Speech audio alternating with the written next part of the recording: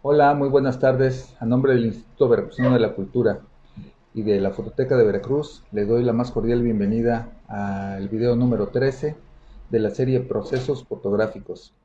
En este video les haré un breve recorrido, si no de todas las cámaras que fueron como parteaguas en el advenimiento de la tecnología, sí las más reconocidas en cuanto a sus aportaciones.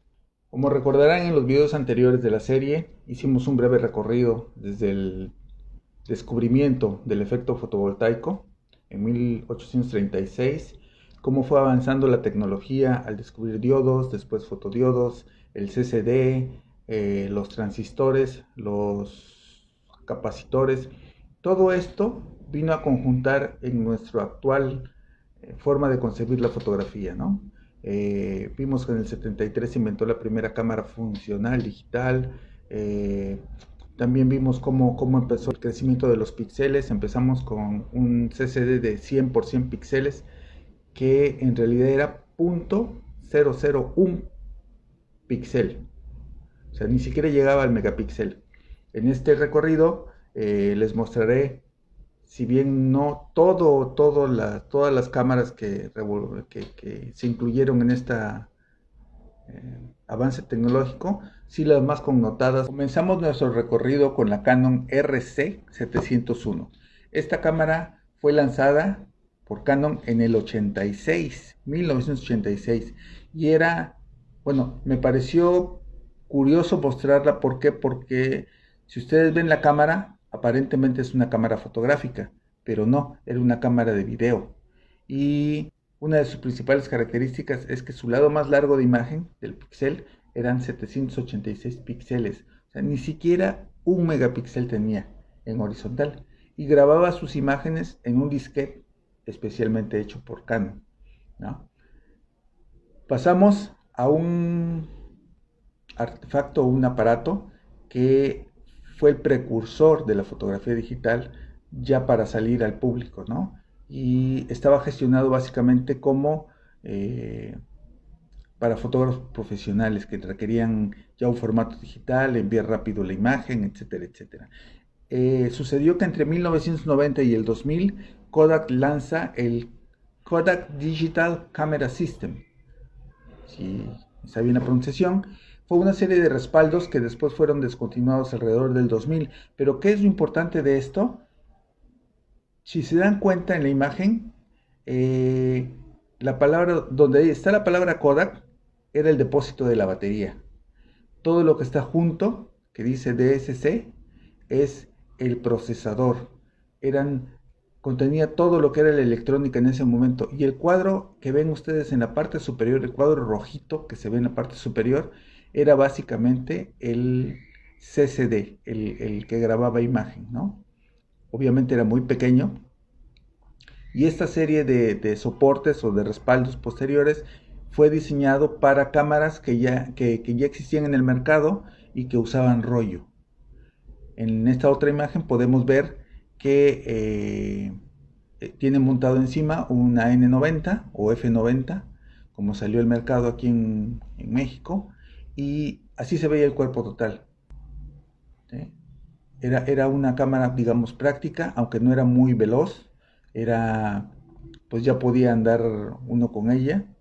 Y lo usaron muchas marcas, por ejemplo, Nikon, Canon, Sigma, fueron los modelos que más, o las marcas que más usaron este tipo de respaldo de Kodak, ¿no?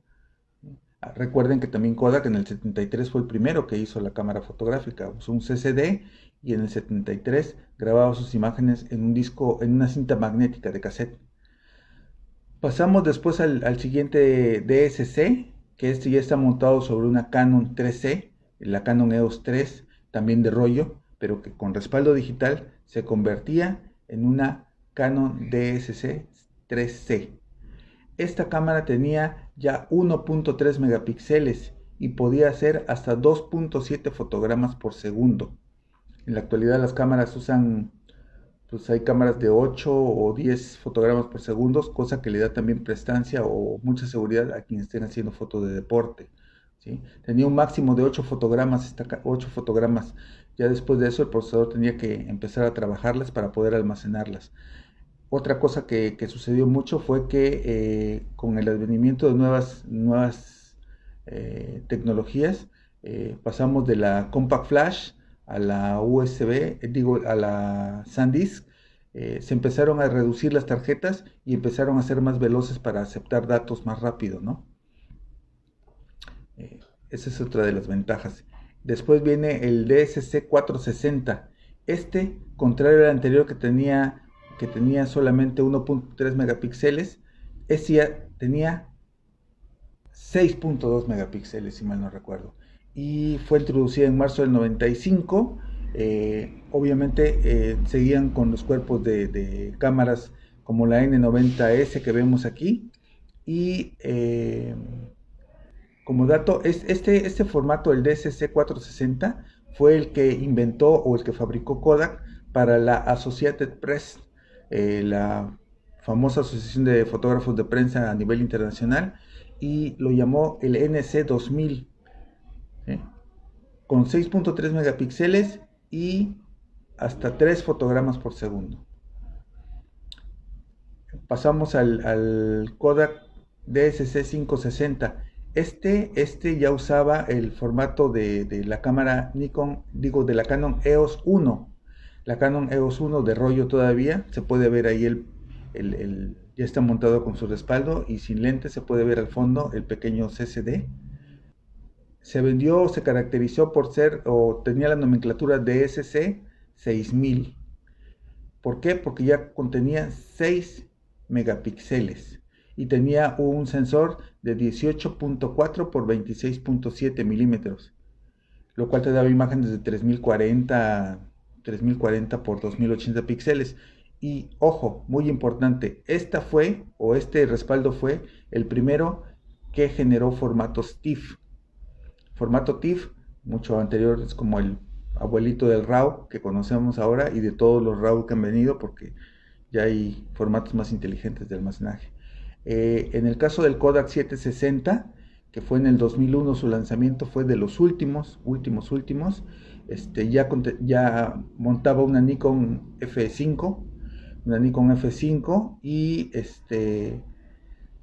contaba también con un sensor de 6 megapíxeles. ¿Por qué lo pongo aquí? Porque, bueno, básicamente esta cámara fue la primera cámara digital que se llevó al espacio. La NASA la llevó en la estación espacial y en varios viajes. Regresamos un poquito, dejamos el formato DSC de Kodak y ya entramos en lo que serían las verdaderas cámaras digitales, ¿no? O las cámaras digitales per se. Les muestro una imagen. La primera imagen es de la Nikon lanzada en el 91. Esta Nikon era básicamente una Nikon F3, como la podrán ver ahí en la parte inferior. La Nikon F3 estaba modificada porque en la parte de abajo del lente traía un conector. Ese conector, como verán en el dibujito, en la fotografía, estaba conectado a un pequeño CPU. Y este CPU al frente traía una pantalla que se ve en negro, un poco tapada por el cordón. Y en la parte de abajo traía la consola de navegación. ¿Qué permitía esto? Permitía lo que ahora tenemos como respaldo nosotros en nuestras cámaras. Tenemos un navegador que es generalmente redondo y que con él podemos subir, bajar, ir de un lado a otro en el menú.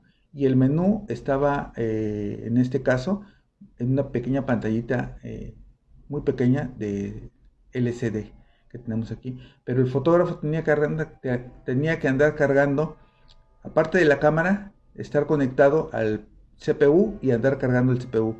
Esto me recuerda un poco a los camarógrafos que hacían video, también en la época de los 70s, 80s, que andaban siempre cargando la maleta para grabar.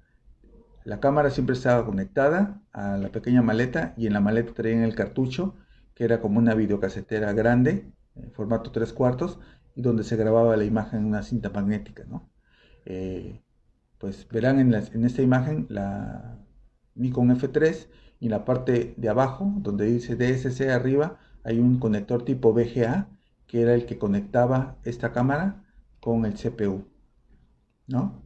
Y entonces fue llamado Digital Professional Digital Camera System. En el 99, la Nikon lanzó la Nikon 1D, que fue el 15 de junio del 99. Su sensor ya era de 2.7 megapíxeles. Digamos que fue avanzando un poquito, medía 23.7 por 15.6 milímetros de 2.7 y tenía una ráfaga de 4.5 imágenes por segundo. Esta cámara fue considerada como la primera cámara digital operativa porque ya permitía tomar fotografías en tiempo real. No había desfase entre que presionaba uno el obturador y se generaba la imagen, y ya fue utilizada como reemplazo de las 35 por los fotógrafos profesionales, especialmente por los de periodismo y deportes. Ya no había desfase entre que yo oprimo el disparador y se graba la imagen, ¿no? Es como si fuera una de rollo. Después venimos con en el 2000, Canon genera la primera cámara digital de Canon. Fue la Canon EOS D30, que fue el 17 de mayo del 2000, y ya incorporaba un sensor APS, que es un sensor un poco más pequeño que el formato normal que se venía manejando, pero ya alcanzaba los 3.1 megapíxeles, ¿no? Era de 22.7 por 15 milímetros con sus 3.1 megapíxeles. La característica principal de Canon al lanzar la D30 fue que ya incluye tecnología CMOS. ¿Qué es el CMOS? Es un semiconductor complementario de óxido metálico. Ya hay una variación, hay un anexo a la tecnología existente, hay un avance, digamos, sustancial. ¿Por qué? Porque el circuito CMOS permitía en menor tamaño tener más píxeles, ¿no? De ahí se vino toda una vorágine a partir del descubrimiento, de la inclusión de la tecnología CMOS, se vino una carrera loca. Esta cámara fue hecha no para el sector profesional, sino para el sector amateur o el fotógrafo avanzado. Muchos lo usaron como respaldo de las anteriores, ¿no? En el 2002, Kodak entra en la lucha del mercado digital, y saca a la venta la cámara Contax N. Esta cámara tenía la particularidad de que usó por primera vez un sensor full frame. El sensor medía 24 por 36 milímetros, equivalente al tamaño de 35 milímetros. La cantidad de megapíxeles creció del anterior. Si recordarán que era 3.1, creció a 6 megapíxeles, ¿sí? Fue un avance sustantivo también. Esta, digamos que fue la primera full frame, ¿no? Y de ahí venimos en el 2002 con la Canon 1DS, Canon EOS 1DS, fue a finales del año 2000.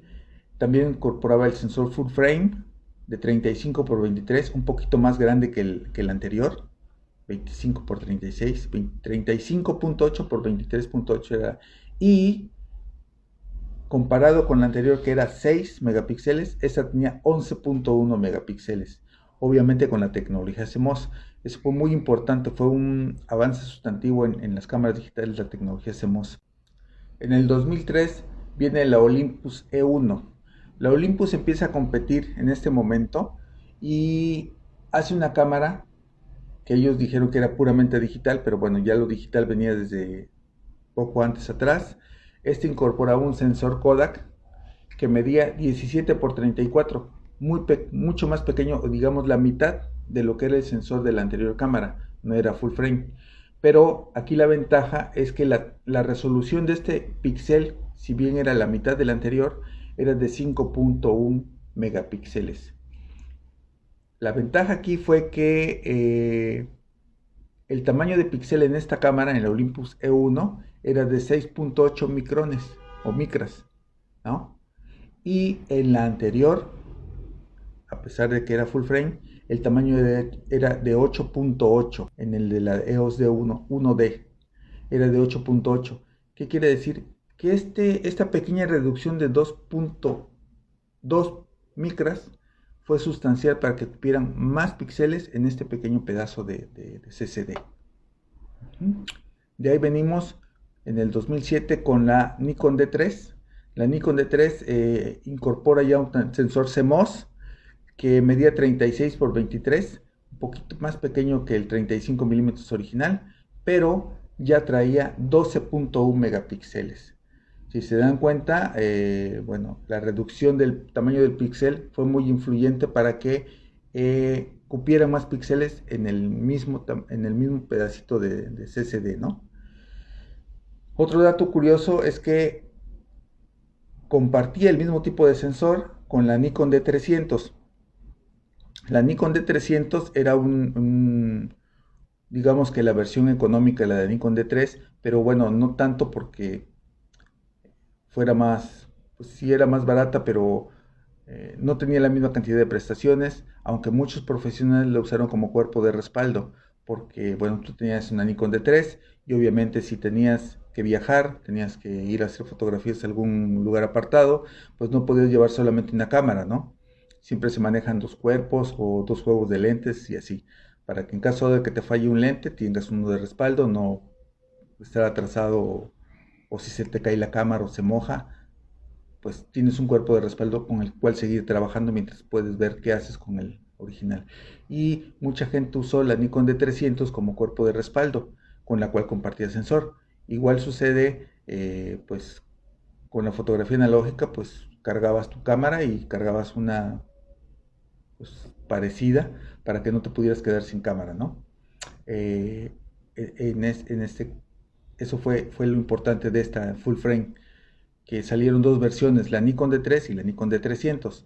Ahora veamos la Nikon D800. Bueno, la serie 100 de Nikon siempre ha sido como para el fotógrafo avanzado o el semiprofesional. Pues no me gusta decir semiprofesional porque no, o eres profesional o no, pero siempre fue considerada como un cuerpo de respaldo o un cuerpo similar a los D1, ¿no? La serie 1 es carísima, la D300 o la D100, 200, 300, 800 es un poco más barata, pero ofrece casi las mismas prestaciones que la anterior, ¿no? También contaba la Nikon D800, contaba con un sensor full frame, fue introducida en el 2012, traía un sensor de 36.3 megapíxeles. Si nos ponemos a ver que la Nikon D3 traía 12.1 en el 2007 y en el 2012 la D800 trae 36 megapíxeles,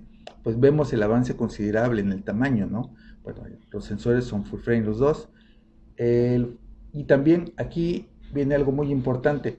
Desde la Nikon D1 se está ofreciendo gran variedad de ISOs, ¿no? Por ejemplo, podríamos tener ISO de 100 hasta 800 o 1600 en la D1 o en la D100, era muy similar, hasta 1600.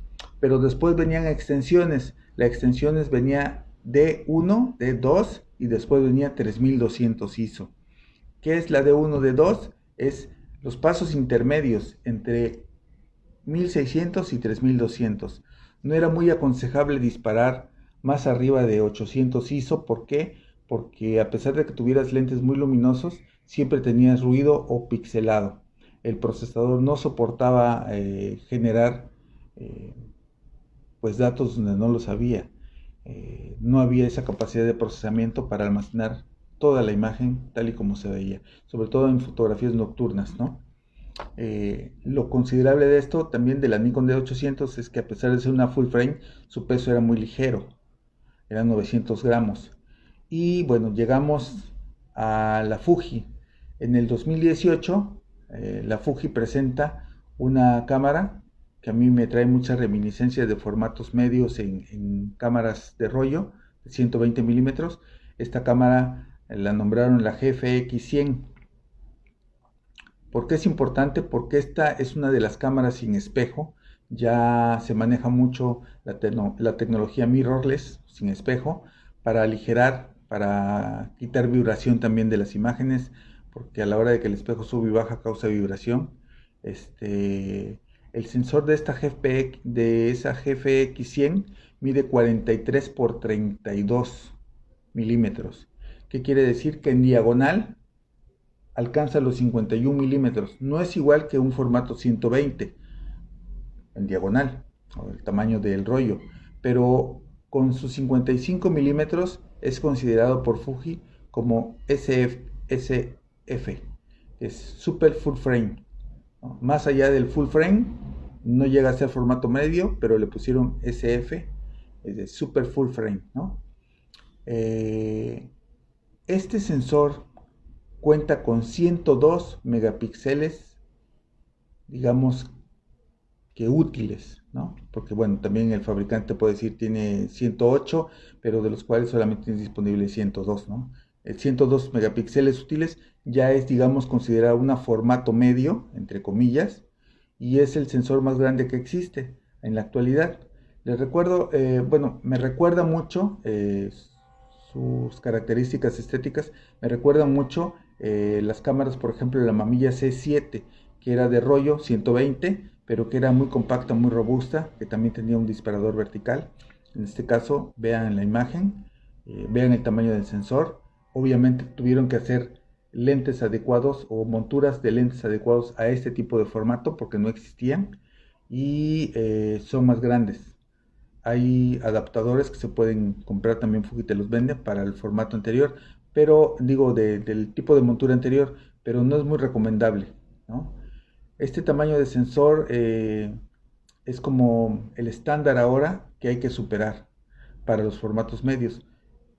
Me recuerda mucho, les digo, a la Mamilla 7 o a la Saji Pentax, que tenía también el formato reflex, la Saji Pentax 6x7 o la 645, que eran cámaras de formato medio, pero con un tipo de estética como de 35 milímetros. En este caso, hay una que me gusta mucho, que es la Fuji GF670.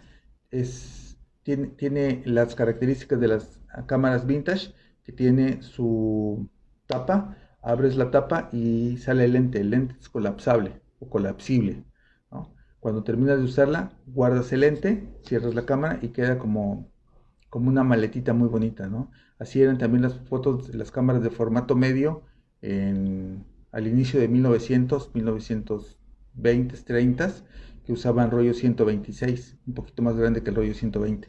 Pues hasta aquí mi recuento de las cámaras digitales. Espero les haya sido útil la información, ya que este es el último video de la serie de procesos fotográficos. Les agradezco mucho el que nos hayan acompañado a lo largo de estos 13 videos, los cuales pueden encontrar en esta página, y recuerden que pueden preguntar por mensaje y yo los atenderé.